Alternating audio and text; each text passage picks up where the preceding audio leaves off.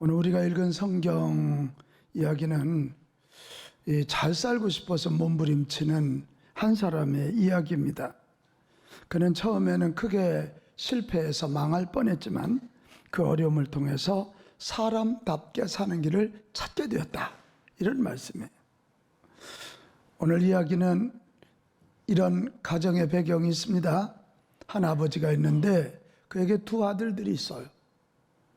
근데 어느 날 두 번째 아들이 아버지를 찾아와서 아버지, 어차피 주실 유산인데 지금 좀 주시면 안 되겠습니까? 지금 주시면 제가 그걸 가져가서 사업을 해서 부자가 되고 우리 가문을 일으켜 보겠습니다. 사실 이런 요구는 그 당시에는 아버지가 살아계신데 유산 달라 그러면 율법의 조항에 의해 그는 죽어야 했습니다. 돌로 맞아 죽을 일입니다. 하지만 뜻밖에도 아버지는 그 아들에게 그걸 허락합니다. 그래서 그 아들이 유산을 받았어요. 그리고 자기 집을 떠나서 멀리 소위 사업을 하러 가게 됩니다.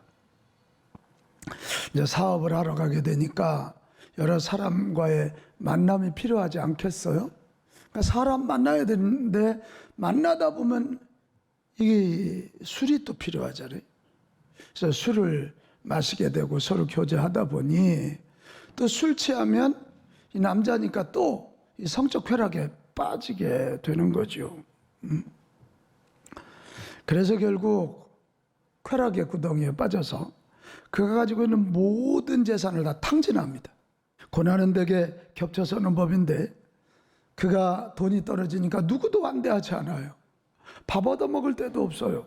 굶어 죽을 지경이 됐어요. 그래서 한 집에 갔습니다. 한 집에 가서 밥 한 끼 좀 달라고 그러니까 이 주인이 우리 돼지 치는 집인데 저 돼지우에 가서 좀 돼지 치는 일을 도와주면 당신 밥을 주겠다고. 그래서 밥을 한 끼 얻어 먹는데 밥도 이만큼. 너무 배고픈 거예요. 돼지 치는 일이 쉬워요. 그러니까 많은 육체의 노동을 하게 되니까 배가 많이 고픈데 먹을 게 없으니까 돼지들이 먹는 열매를 먹었다. 그런 거예요. 내 아버지 집에는 품꾼이 많은데 나는 여기서 굶어 죽는구나. 그 생각이 팍 들어와요. 근데 돌아갈 생각하지만 염치가 없잖아요. 무슨 낯짝으로 아버지 앞에 쓸 것이며 사람들이 뭐라 그러겠어요. 그래서 안 돼. 그래도 가야 살아. 안 돼. 가야 돼. 안 돼. 가야 돼. 이런 여러 고민을 하다 그는 아버지께로 돌아가기로 결심합니다. 그래도 이게 양심이 있으니까 아버지에게로 가서 아버지 나를 아들로 받아달라 소리는 못하고 여러 품꾼의 하나로 종 중에 하나로 나를 받아달라고 해야지. 그리고는 그가 그 마음을 먹고 일어나서 아버지 집을 향해 가기 시작합니다. 세상에 아버지 집 앞에 갔더니 문 앞에 서성거리는 그 노인 양반 자기 아버지가 서 있는 거예요. 그러더니 아버지와 자기 눈이 맞춰지니까 이 아버지가 먼저 달려와서 그 아들이 인사할 틈도 주지 않고 끌어안고 입을 맞추면서 내 아들이 돌아왔구나. 내 아들이 살아 돌아왔구나. 나는 네가 돌아와서 너무 반갑다. 애비는 너를 기다리고 있었다. 잘 왔어. 그리고는 아버지가 정말 그를 환대해 주는 거죠. 이 아들에게는 선한 충격이 있어서 아버지에게 뭐라고 해야 되는데 입이 떨어지지 않아요. 개미만한 목소리로 이렇게 외칩니다. 아버지, 내가 하나님의 법을 어기고 아버지께 상처를 준 못된 놈입니다. 아버지가 평생 모아놓은 거 다 날린 놈입니다. 저는 아들의 자격이 없습니다. 종의 하나로 써주시기를 바랍니다. 아들의 얘기에 뭐 대꾸를 하지 않으시면서 도리어 종들을 부릅니다. 여봐라, 죽었던 내 아들이 살아 돌아와서 어서 가서 좋은 옷을 갖다 입히고 어서 목욕물을 내오고 어서 이 금가락지를 가져서 손에 껴줌으로 내 아들임을 표현하고 어서 살진 송아지를 잡아서 잔치하자. 죽은 내 아들이 살아왔으니 내가 너무 기쁘다. 동네 사람들과 이 기쁨을 나누어야 되겠다고 그렇게 말씀하는 거예요. 한마디의 훈계도 하지 않는 거예요. 그래서 결국은 이 아버지의 환대를 받으면서 이 아들은 지금까지와는 완전히 다른 삶을 살기 시작했습니다. 지금까지는 내가 돈 벌어서 내가 근데 나가서 망해보면서 이제는 아버지 집에 들어와서 내가 사는 것은 나의 능력이 아니라 아버지의 거저 주시는 은혜 때문이다. 아버지의 은혜가 나를 살게 하였고 아버지의 은혜 때문에 나는 행복하게 산다. 한번 같이 합시다. 은혜가 나를 살립니다. 이제 이렇게 된 거예요. 그러니까 똑같은 자기가 살던 집인데 이걸 깨닫고 나니까 여러분 한번 생각을 해봐요. 은혜란 말은 거저 주는 거예요. 내 수고와 상관없이 거저 준 이 복을 누리니까 은혜 다음에는 감사가 나와요. 감사. 이 감사의 마음이 회복될 때 나오는 게 행복이에요. 이 행복할 때 우리는 나도 거저 받아서 이렇게 사니까 남에게 나누어주고 베풀고 섬기는 사랑의 삶을 살게 되었다 이거예요. 우리 예수님이 왜 이야기를 직접 들려주셨을까? 성경에 예수님의 얘기가 그리 많지 않아요. 이건 직접 들려주신 말씀이에요. 직접 들려주신 이 얘기 속에 있는 교훈이 뭐가 있을까? 우리가 이걸 좀 한번 생각해 보면서 우리도 어떻게 하면 잘 살아낼 수 있지? 어떻게 하면 값지고 의미 있게 살아낼 수 있지? 이런 길을 찾을 수 있기를 축복합니다. 자, 오늘 이 본문이 주는 교훈 첫 번째는 사람답게 살기 위하여 고민하라는 거예요. 같이 합시다. 고민하라. 뭐하라? 고민하라는. 이 둘째 아들은 누가 뭐라는 것도 아니고 돈도 없는 것도 아니고 아프지도 않아요. 아버지가 구박하지도 않아요. 근데 이 둘째 아들은 똑같은 일, 똑같은 사람 만나면서 아마 권태기를 느끼지 않았는가? 그리고는 이 권태기가 계속되니까 무기력에 빠진 건 아닌가 그렇게 싶어요. 그러면서 이대로 살다가는 나는 불행해, 나의 내일은 행복이 아니야 그렇게 생각하면서 그런 두려움 가운데 그는 결국 지금까지의 생활과 결별하고 새로운 인생을 향해 떠나고 싶었던 거예요. 저는 이 몸짓은 굉장히 중요하다고 생각해요. 우리가 사람답게 살려면 어떻게 하면 사람답게 살지, 어떻게 하면 가치 있게 살지 고민해야 될 줄로 믿어요. 고민 없이 한 발짝도 나갈 수 없어. 오늘 성경을 통해서 우리 예수님이 여러분에게 촉구합니다. 시대에 입술리지 말고 카운터 컬처, 이 시대의 문화에 맞짱 떠서 사람답게 살고 의미 있게 살고 값 있게 사는 자가 되기를 고민하라 이거예요. 두 번째, 오늘 성경이 주는 교훈은 사람답게 살기 위해 고민하되 고민의 방향을 잘 잡아야 된다는 교훈이에요.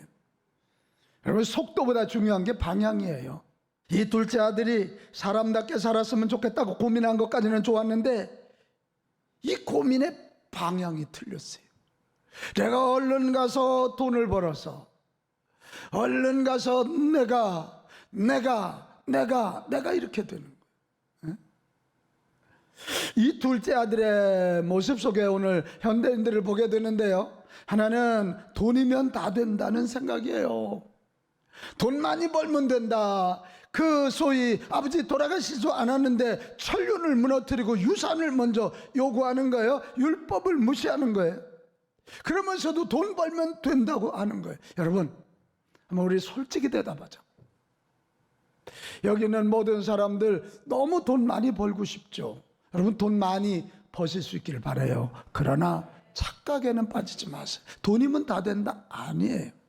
또 하나, 이 아들이 방향을 잘못 잡은 게 뭐냐면 내가 도전하면 된다는 거예요. 아닙니다, 여러분. 세상은 그리 만만하지 않습니다.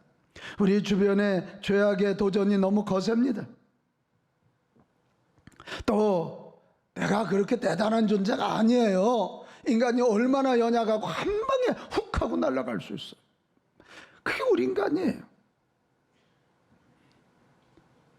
여러분, 아무리 자식 사랑해도 자식이 병들었을 때 애미가 해줄 수 있는 게 생각보다 많지 않아. 아무리 내 아내 사랑해도 아내가 병들었을 때 남편이 해줄 수 있는 게 그렇게 많지 않아. 그렇게 많죠. 이런 내가 도전하면 된다, 나 이것이 이 시대에 소위 인본주의를 만들었어요. 하나님 중심이 아니라 사람 중심에, 이게 사람 중심 얘기하니까 인권, 믿음이 아니라 인권, 신앙이 아니라 인권, 영혼이 아니라 세상의 힘을 얘기했다. 오늘 여러분 기억하세요. 돈도 중요하고 내가 성공해서 부자 되는 것도 중요하지만 땅만 구하면 죽습니다. 에? 같이 합시다. 땅만 구하면 죽는다. 땅만 구하면 죽는다. 땅은 우리의 육신의 필요를 채워줄지는 모르지만 우리를 구원하거나 복된 존재로 만들어주지 못해요. 지금 이 둘째 아들이 사람답게 살고 싶은 고민은 좋았으나 방향이 땅만을 구하는 쪽으로 가다 보니까 어려움을 당하는 거예요. 세 번째 교훈입니다. 그러면 사람답게 살려면 어떻게 해야 되느냐? 같이 합시다. 은혜를 구하라. 은혜를 구하라. 이거예요. 은혜를 구하라는 거예요. 오늘 둘째 아들은 자기에게 닥친 이 고난 때문에 어떻게 해요? 스스로 돌이켜. 17절에 나와요. 이 고난 때문에 스스로 돌이켜 아버지께로 돌아가기로 결심한. 왜 그렇죠? 아버지란 어떤 존재예요? 아버지란 아들의 존재의 뿌리거든요. 아버지 없는 아들이 어디 있어? 이 뿌리는 무조건 공급해 주는 거예요. 물도 끓여드리고 양분도 끓여드리고 영양분도 끓여드리고. 할렐루야. 이 뿌리에 붙어 있어야 살아. 근데 이 아들은 뿌리를 떠났다가 다시 그냥 무조건 은혜로 공급해 주는 뿌리인 아버지께로 돌아온 거예요. 내면의 중요성을 알게 된 거죠.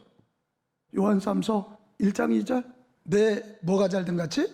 내 영혼이 잘 돼야 돼요. 내 속이 꽉 차야 돼요. 그래야 범사에 하는 일이 즐겁고요. 그래야 영육이 강건해져요. 그러니까 아버지께 은혜를 주시는 뿌리인 아버지께로 돌아갔고, 또 아버지가 어떤 존재예요?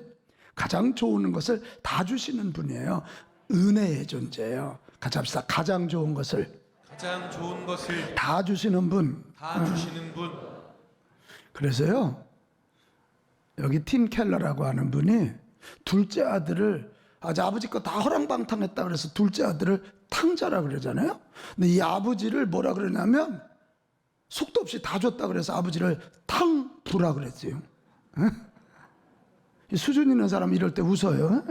탕부를 맞잖아요. 오늘 이 아버지가 아들 돌아왔을 때 어떻게 했어요? 종들에게 가장 좋은 옷을 가져오라 그랬어요. 그냥 좋은 옷 정도가 아니라 가장 좋은 옷. 그냥 송아지가 아니라 살찐 송아지. 그냥 환영이 아니라 금가락지를 껴주는. 당신이 가지고 있는 가장 좋은 것을 다 주시는 은혜의 존재, 그분이 아버지인 것입니다. 아버지예요. 여러분 눈치채셨죠?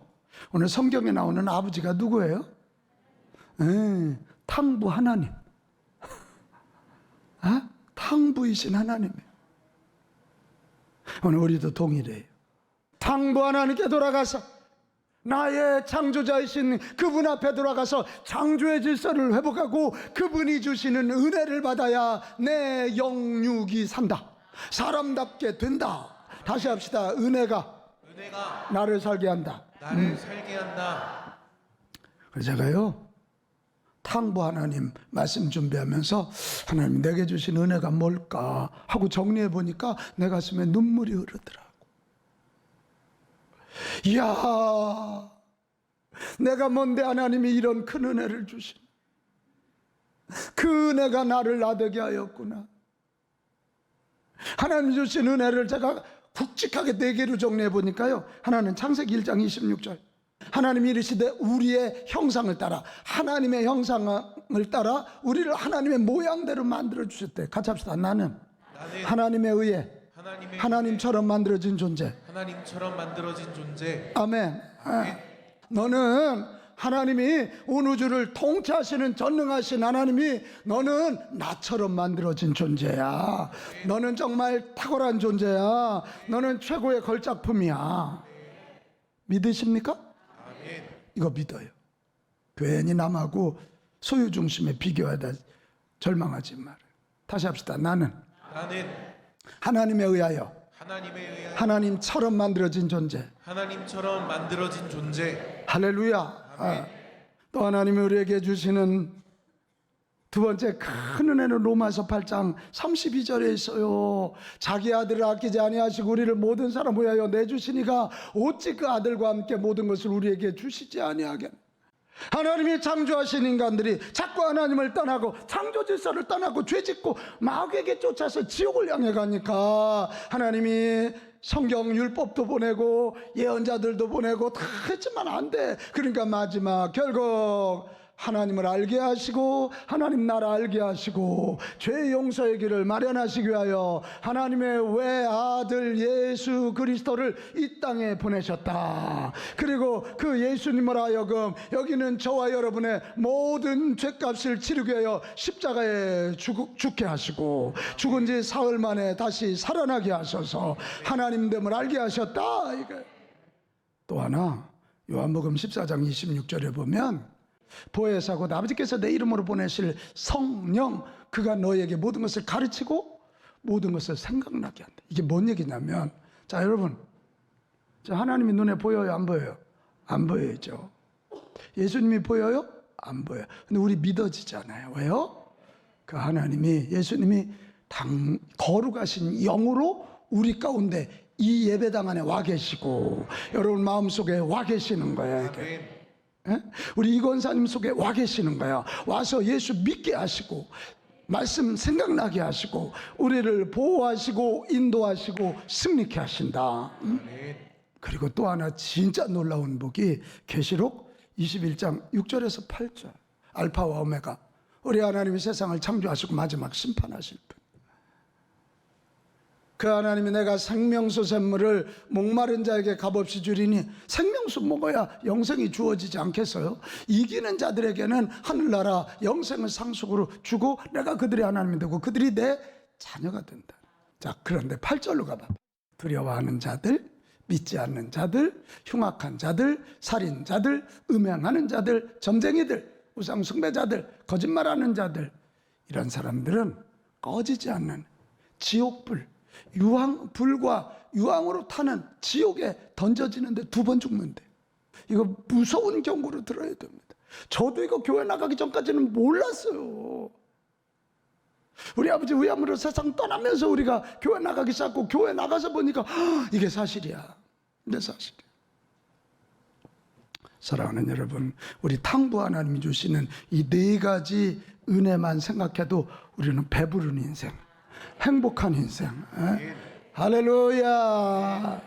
그러면 마지막 이 탕부 하나님이 주시는 이 은혜를 받으려면 어떻게 해야 될까? 받는 법을 알아야 받지. 오늘 20절로 가면요, 이에 일어나서 아버지께로 돌아가니라.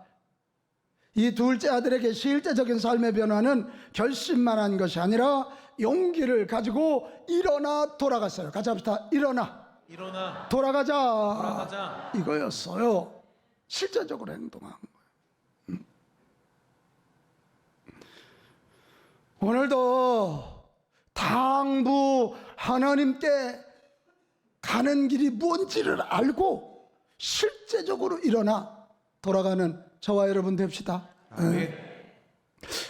하나님께 가는 길이 있을까? 있을까요? 있어요. 예수 그리스도세요. 자, 요한복음 14장 6절 예수께서 이르시되 내가 곧 뭐라고요? 길이래요. 하나님께 가는 길이래요. 그래 나로 말미암지 않고는 아버지께로 올 자가 없다는 거예요. 예수님을 믿어야 하나님 자녀 되고 하나님 자녀 될 때 이 은혜를 받기도 하고 깨닫기도 하고 누리게 된다. 자, 요한복음 1장 12절.